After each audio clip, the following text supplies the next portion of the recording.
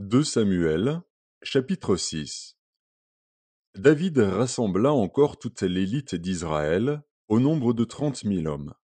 Et David, avec tout le peuple qui était auprès de lui, se mit en marche depuis Baal et Juda pour faire monter de là l'arche de Dieu, devant laquelle est invoqué le nom de l'Éternel des armées qui réside entre les chérubins au-dessus de l'arche.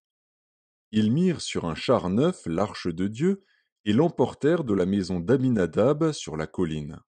Uza et Ashjo, fils d'Abinadab, conduisaient le char neuf. Ils l'emportèrent donc de la maison d'Abinadab sur la colline. Uza marchait à côté de l'arche de Dieu, et Ashjo allait devant l'arche. David et toute la maison d'Israël jouaient devant l'Éternel de toutes sortes d'instruments de bois de cyprès, des harpes, des luths, des tambourins, des sistres et des cymbales. Lorsqu'ils furent arrivés à l'ère de Nacon, Uza étendit la main vers l'arche de Dieu et la saisit, parce que les bœufs la faisaient pencher.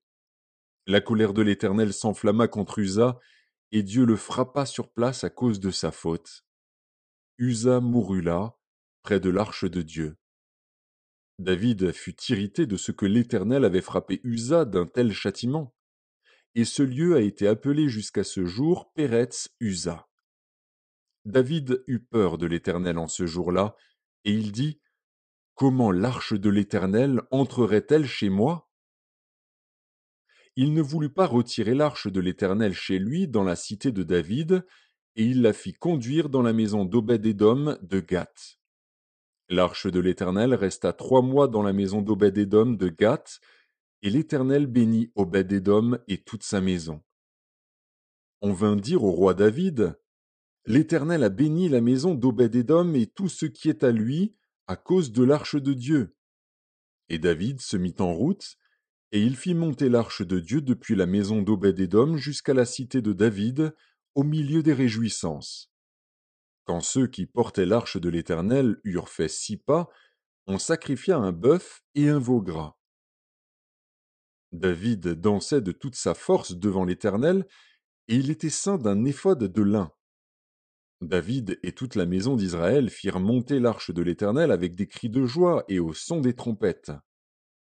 Comme l'arche de l'Éternel entrait dans la cité de David, Michal, fille de Saül, regardait par la fenêtre, et, voyant le roi David sauter et danser devant l'Éternel, elle le méprisa dans son cœur.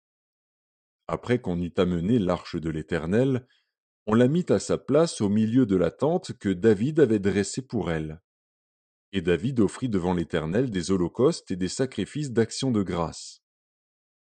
Quand David eut achevé d'offrir les holocaustes et les sacrifices d'action de grâce, il bénit le peuple au nom de l'Éternel des armées.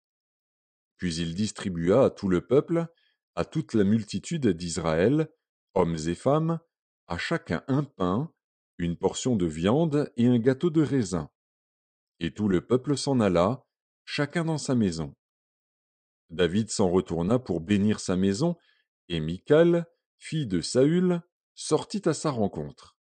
Elle dit: Quel honneur aujourd'hui pour le roi d'Israël de s'être découvert aux yeux des servantes de ses serviteurs, comme se découvrirait un homme de rien. David répondit à Michal: C'est devant l'Éternel, qui m'a choisi de préférence à ton père et à toute sa maison pour m'établir chef sur le peuple de l'Éternel, sur Israël, c'est devant l'Éternel que j'ai dansé. Je veux paraître encore plus vil que cela, et m'abaisser à mes propres yeux. Néanmoins je serai en honneur auprès des servantes dont tu parles. Or Michal, fille de Saül, n'eut point d'enfant jusqu'au jour de sa mort.